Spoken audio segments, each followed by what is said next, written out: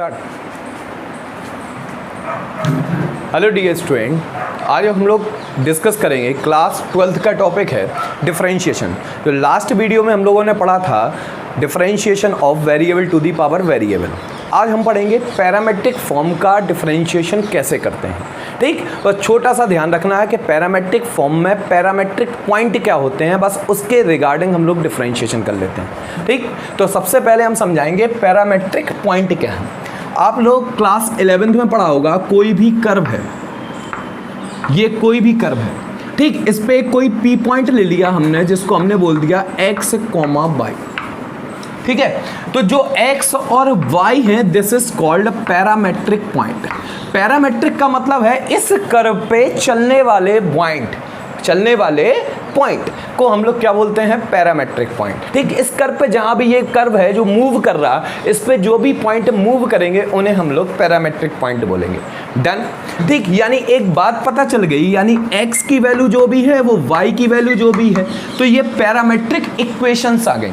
Let me think this is point is 2, 3, तो x की value आएगी 2 और x की वैल्यू y की वैल्यू आएगी अपने पास 3। तो ये हो गए अपने पैरामेट्रिक पॉइंट और ये हो गई पैरामेट्रिक इक्वेशन। क्लियर। ऐसे ही डिफरेंशिएशन में मान लो हमने पैरामेट्रिक पॉइंट लेट करे साइन थीटा और कॉस थीटा, तो ये पैरामेट्रिक इक्वेशन आ गई।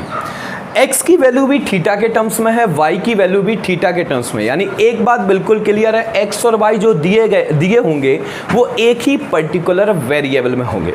क्लियर। अब कैसे पर्टिकुलर वेरिएबल में होंगे, कैसे डिफरेंशिएशन करेंगे, वो हमें देखना है। क्लियर।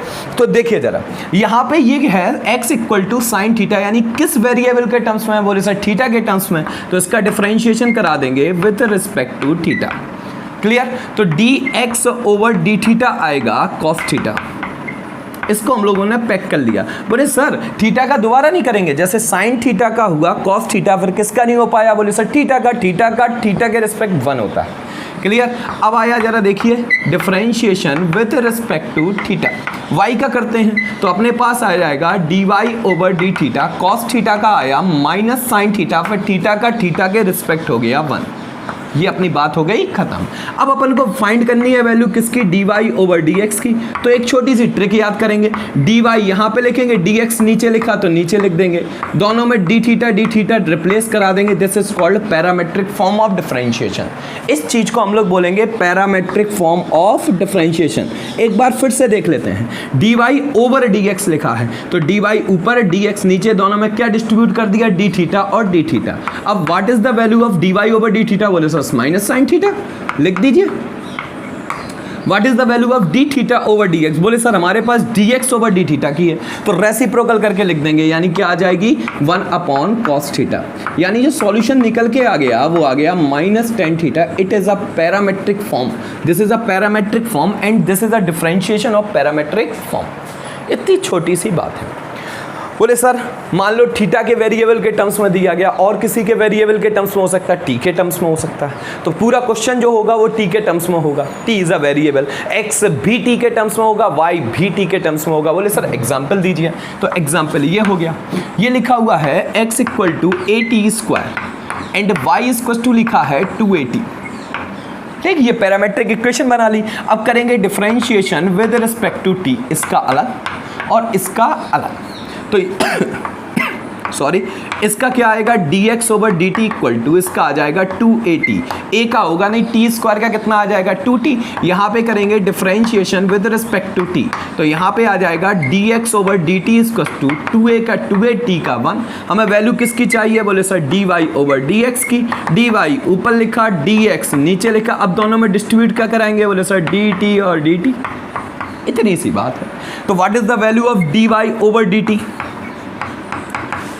बोले सर dy ओवर dt की वैल्यू हमारे पास कितनी है, यहाँ पे dx लिख गया, सॉरी यहाँ पे क्या होगा dy ओवर dt, तो यहाँ पे वैल्यू कितनी आ जाएगी 2a into dt over dx की रेसिप्रोकल करके कर दो 1 अपॉन 280, तो 2a से 2a cancel, then the value of dy over dt is equal to 1 upon t।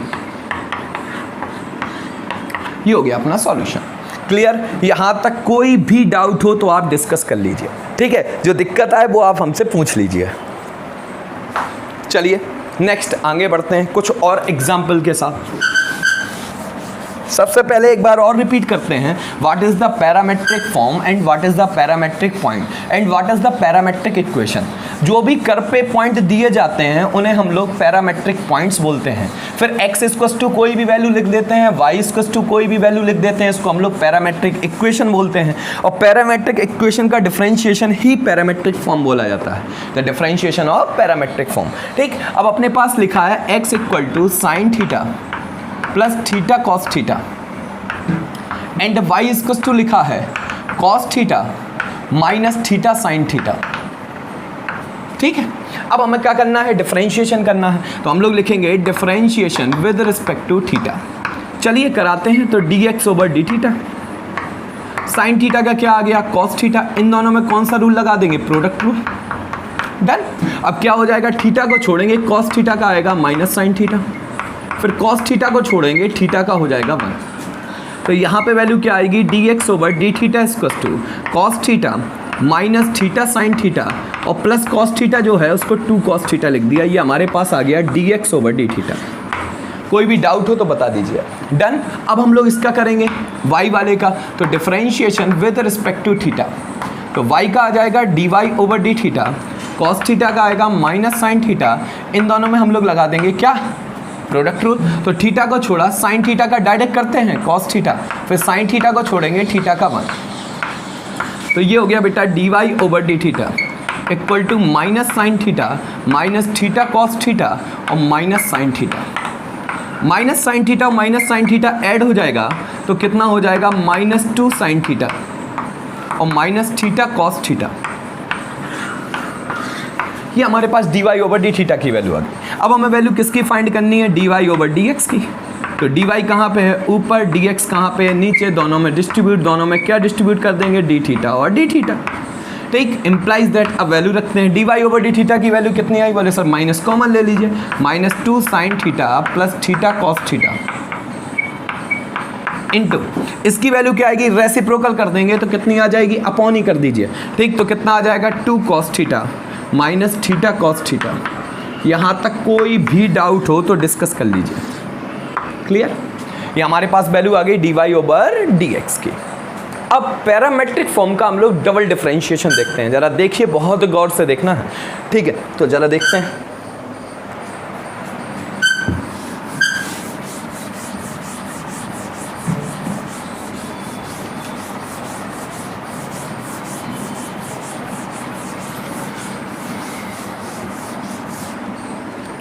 सबसे पहले देखिए डबल ऑर्डर क्या होता है।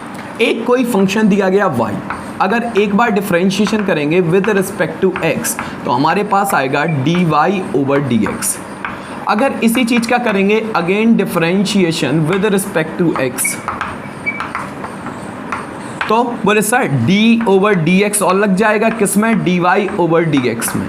तो इसको पढ़ेंगे क्या, वो देखिए जरा, इसको पढ़ेंगे d2y ओवर dx2। क्लियर।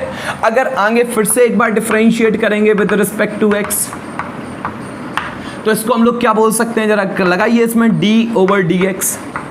बोले सर लगाया हमने d2y ओवर dx2 में, तो ये क्या बन जाएगा बेटा, dqy ओवर dx3। क्योंकि यहाँ dx के रिस्पेक्ट हो गया इसीलिए dx3 लगाते हैं। ऐसे ही up to till so on n times कर देंगे तो क्या आ जाएगा, dny ओवर dxn। ये हो गई वैल्यू। ठीक, तो इस चीज को हम लोग बोलते हैं फर्स्ट ऑर्डर, इस चीज को बोलते हैं सेकंड ऑर्डर, इस चीज को बोलेंगे थर्ड ऑर्डर। 3 बार कर दिया तो थर्ड ऑर्डर, n बार कर दिया तो this is called nth order. Clear. ये हो गया हमारा डिफरेंशिएशन। इसको हम लोग कभी कभार y1 से भी डिफाइन कर देते हैं और y' से भी डिफाइन कर सकते हैं। y' क्या रिप्रेजेंट करता है कि किसी भी फंक्शन का एक बार डिफरेंशिएशन हो चुका है। ठीक है, डन। कोई प्रॉब्लम इतने में। अगले में देखिए जरा, इसको क्या से रिप्रेजेंट करेंगे, बोले सर या तो y2 से कर दीजिए, आपने y1 से करा था, या फिर किससे कर दीजिए, y" से कर दीजिए। इसको किससे कर सकते हैं, y3 से कर देंगे या y" से कर देंगे। इसको yn से कर देंगे या up to till so on n times of dash से कर देंगे। क्लियर। कोई प्रॉब्लम हो तो बता दीजिए। एक बार differentiation that is called first order derivative, 2 बार डिफरेंशिएशन इसे हम लोग बोल देंगे सेकंड ऑर्डर डेरिवेटिव, 3 बार डिफरेंशिएशन होगा इसे बोलेंगे third order derivative, n times differentiation होगा इसे बोलेंगे nth ऑर्डर डेरिवेटिव। यही आपकी HOD बोली जाती है, हायर ऑर्डर डेरिवेटिव्स। अभी आगे बात करेंगे, ठीक है। तो जरा पैरामेट्रिक फॉर्म का देखेंगे, 2 बार डिफरेंशिएशन कैसे करते हैं।